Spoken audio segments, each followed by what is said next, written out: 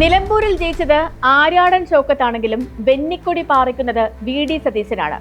അടുത്ത നിയമസഭാ തിരഞ്ഞെടുപ്പിൽ കോൺഗ്രസിനെ നയിക്കുന്നത് ആരായിരിക്കുമെന്ന് ചോദിച്ചാൽ അതിനുള്ള ഉത്തരമാണ് കരിങ്കല്ലിൽ കൊത്തിയതുപോലെ പ്രതിപക്ഷ നേതാവ് എഴുതി വച്ചിരിക്കുന്നത്.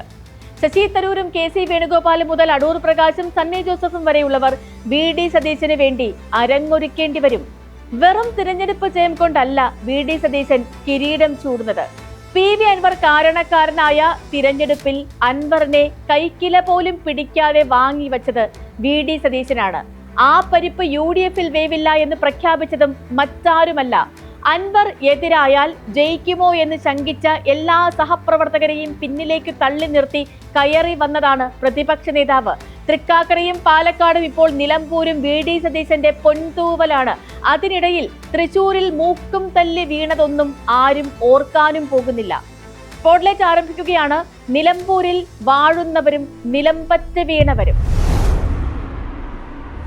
നിലമ്പൂർ തിരഞ്ഞെടുപ്പിൽ പി.വി. അൻവർ വലിയ തോതിൽ ജയിക്കുമായിരുന്നു. അവിടെ യു.ഡി.എഫിന്റെ കൂടെ നിന്നിരുന്നുവെങ്കിൽ അടുത്ത തിരഞ്ഞെടുപ്പിൽ സുരക്ഷിതമായൊരു മണ്ഡലം ചോദിച്ചു വാങ്ങാനുള്ള സാഹചര്യവും തെളിയുമായിരുന്നു. പക്ഷെ ഇപ്പോഴോ കേരളത്തിൽ ഒരു എം.എൽ.എക്കും പിന്നാലെ വന്ന തിരഞ്ഞെടുപ്പിൽ മൂന്നാം സ്ഥാനത്തേക്ക് കുത്തനെ വീഴേണ്ടി വന്നിട്ടില്ല. മുന്നണിയും പാർട്ടിയും ഏതാണെങ്കിലും ഒന്നോ രണ്ടോ സ്ഥാനത്തെത്തുകയാണ് പതിവ്. ഇവിടെ പി.വി. അൻവർ മലമറിച്ചു എന്നൊക്കെ തോന്നുമെന്നേയുള്ളൂ. ഒറ്റയ്ക്ക് നിന്ന് ഇത്രയും വോട്ട് കിട്ടിയില്ലേ എന്നും ചോദിക്കാം. പക്ഷേ 9 വർഷം എം.എൽ.എ ആയിരുന്നയാളാണ് എന്ന കാര്യം മറക്കരുത്. മറ്റുള്ള സ്ഥാനാർത്ഥിമാർക്ക് 30 ദിവസമാണ് പ്രചരണത്തിന് കിട്ടിയത് എങ്കിൽ 3200 ദിവസമായി ആ മണ്ഡലത്തിൽ നിറഞ്ഞു നിന്നയാളാണ് പി.വി. അൻവർ.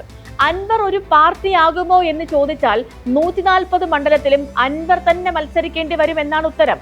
മുന്നണികളെ എല്ലാം വെറുപ്പിച്ച പി.സി. ജോർജ് ഏതവസ്ഥയിലെത്തിയോ അതേ നിലയിലാണ് ഇന്ന് പി.വി. അൻവറും. എന്തു ധൈര്യത്തിലാണ് അൻവറിനെ മുന്നണിയിലെടുക്കുക? മുഖ്യമന്ത്രിയെക്കുറിച്ചും ഇടതുമുന്നണിയെക്കുറിച്ചും പറഞ്ഞതൊക്കെ അവിടെ നിൽക്കട്ടെ എന്ന് വയ്ക്കാം. വി.ഡി. സതീശനെ കുറിച്ച് ഈ തിരഞ്ഞെടുപ്പ് കാലത്ത് പറഞ്ഞതൊക്കെ പൊറുക്കാൻ കോൺഗ്രസ് പാർട്ടിക്ക് കഴിയുമോ? ഒരു കാര്യവുമില്ലാതെ നടന്ന തിരഞ്ഞെടുപ്പ്. അതിനിടയിൽ പ്രവചനങ്ങൾക്ക് ഒരു സ്ഥാനവുമില്ലായിരുന്നു. മണ്ഡലം അറിയുന്നവർക്ക് ഒരു കാര്യം ഉറപ്പായിരുന്നു, എന്തെല്ലാം അടിയൊഴുക്കുകൾ ഉണ്ടായാലും ആര്യാടൻ ഷൗക്കത്ത് ജയിക്കുമെന്ന്. അത് ഭരണവിരുദ്ധ വികാരം കൊണ്ടൊന്നും ആയിരുന്നില്ല. അവിടെ 2 തവണയും പി.വി. അൻവർ ജയിച്ചതിന് ഒരു കാരണമേ ഉണ്ടായിരുന്നുള്ളൂ, നല്ല നിലയിൽ മുസ്ലിം ലീഗ് വോട്ട് ലഭിച്ചു. നിലമ്പൂരിൽ അത്ര ലഹളയിലായിരുന്നു കോൺഗ്രസും ലീഗും. ആ ഭിന്നത നിലനിൽക്കുന്നതിനാൽ നല്ലൊരു പങ്ക് മുസ്ലിം ലീഗുകാർ അന്നൊക്കെ പി.വി. അൻവർ നോട്ട് ചെയ്തു. കുടുംബപരമായി തന്നെയുള്ള എതിർപ്പ് 2016 ആര്യാടൻ ഷൗക്കത്തിന് വിനയായി. 2021 വി.വി. പ്രകാശിനും മുന്നണി വോട്ട് പൂർണ്ണമായും കിട്ടിയില്ല. അതിൽ നല്ലൊരു പങ്ക് പിടിച്ചാണ് അൻവർ 2700 വോട്ടിന് ജയിച്ചത്. അടിസ്ഥാനപരമായി ഈ നിലമ്പൂർ യു.ഡി.എഫിന് മേൽക്കൈയുള്ള ഒരു മണ്ഡലമാണ്. അവിടെ ഇപ്പോഴും ആര്യാടൻ ഷൗക്കത്തിന് സ്വന്തം മുന്നണിയുടെ മുഴുവൻ വോട്ടും കിട്ടിയിട്ടില്ല. അത് കിട്ടിയിരുന്നുവെങ്കിൽ ഷൗക്കത്തിന് ഏറ്റവും കുറഞ്ഞത് 25,000 വോട്ടിന്റെ ഭൂരിപക്ഷം കിട്ടണമായിരുന്നു. പി.വി. അൻവർ പിടിച്ച വോട്ട് ഇടതുപക്ഷത്ത് നിന്നാണെങ്കിൽ സ്വരാജിന് ആകെ വോട്ട് 40,000 കുറയുമായിരുന്നു. CPIM-ന് സ്വന്തം പാളയത്തിൽ നിന്നും കിട്ടിയ സെലിബ്രിറ്റി സ്ഥാനാർത്ഥിയായിരുന്നു എം സ്വരാജ്. നിലമ്പൂരിൽ അവതരിപ്പിക്കാവുന്ന ഏറ്റവും കരുത്തനായ സാരഥി. സംസ്ഥാന സെക്രട്ടേറിയറ്റിൽ നിന്നും വന്ന് നടത്തിയ ആ മത്സരമാണ് ഇടത് വോട്ടുകൾ വലിയ തോതിൽ ചോരാതെ കാത്തത്.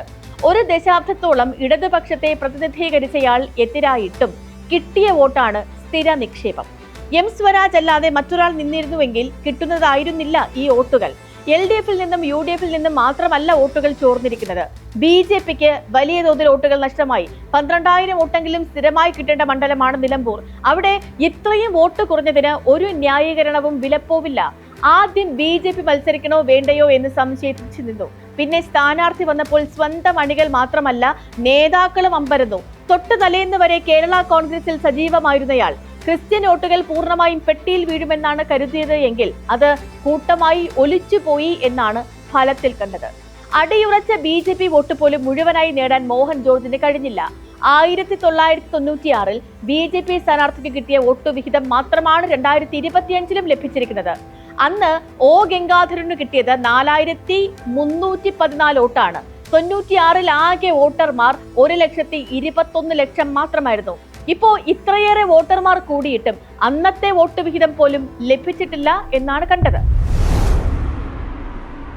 PV അൻവർ തോറ്റ തിരഞ്ഞെടുപ്പ് എന്ന് പറയാൻ കൃത്യമായ കാരണമുണ്ട്. ഏറനാട് നിയമസഭാ മണ്ഡലത്തിന്റെ കഥ തന്നെ എടുക്കാം. 2011 PV അൻവർ സ്വതന്ത്രനായി മത്സരിച്ച് അവിടെ 47,302 വോട്ട് നേടിയത്. ഇടതുമുന്നണിയുടെ CPI സ്ഥാനാർത്ഥി 2,688 വോട്ട് മാത്രം നേടി നാലാമതായ തിരഞ്ഞെടുപ്പ്. CPIM അൻവറിനെ പിന്തുണച്ചത് കൊണ്ടാണ് അതുണ്ടായത് എന്ന് വോട്ട് നിലയിൽ വ്യക്തമായിരുന്നുവെങ്കിലും അൻവർ അന്ന് ഒറ്റയ്ക്ക് നിന്ന് മത്സരിച്ച തിരഞ്ഞെടുപ്പായിരുന്നു അത്. ഇനി 2014 വയനാട് ലോക്സഭാ തിരഞ്ഞെടുപ്പിലേക്ക് വരാം. അന്ന് ആരുടെയും പിന്തുണയില്ലാതെ PV അൻവർ നിലമ്പൂരിൽ നിന്നും പിടിച്ച വോട്ടുണ്ട് 6,811. 9 വർഷം MLA ആയിരുന്നിട്ടും അതിൽ നിന്നും അതിഭീമമായ വർധനവ് എന്ന് ഇപ്പോൾ പറയാൻ കഴിയില്ല. കാരണം ഈ വോട്ടർമാരുടെ എണ്ണത്തിലൊക്കെ 20,000-ഓളത്തിന്റെയൊക്കെ വർധനവുണ്ടായിട്ടുണ്ട്. കൃത്യമായ പദ്ധതി ഇല്ലാതെ മുന്നണി മാറിയത് അൻവറിനെ പറ്റിയ ഒന്നാമത്തെ വീഴ്ച. തീർത്തും അനാവശ്യമായ ഒരു തിരഞ്ഞെടുപ്പിന് വഴിയൊരുക്കിയതിനും PV അൻവർ ഉത്തരം പറയേണ്ടി വരും. രാജ്യത്തിന്റെ എത്ര ലക്ഷം രൂപയാണ് ഈ തിരഞ്ഞെടുപ്പിനായി മാത്രം ചെലവഴിക്കേണ്ടി വന്നത്? ആര്യാടൻ ഷൗക്കത്തിന് നിലച്ചിരിക്കാത്ത നേരത്ത് നിയമസഭയിലേക്ക് എത്താൻ കഴിഞ്ഞു എന്നതല്ലാതെ മറ്റൊരു നേട്ടവും ഈ തിരഞ്ഞെടുപ്പ് കൊണ്ടുണ്ടാകുന്നില്ല. ഇനി ഇത് 2026 നിയമസഭാ തിരഞ്ഞെടുപ്പിന്റെ കണ്ണാടിയാണോ എന്നൊക്കെ ചോദിച്ചാൽ ആണെന്നും തീർത്തും പറയാൻ കഴിയില്ല. കാരണം 2026 ജയിക്കാൻ UDFന് ഈ ഉശിര് മാത്രം മതിയാകില്ല. സ്പോട്ട്ലൈറ്റിനെ മറ്റൊരു വിഷയമായി നാളെ ഇതേ സമയം.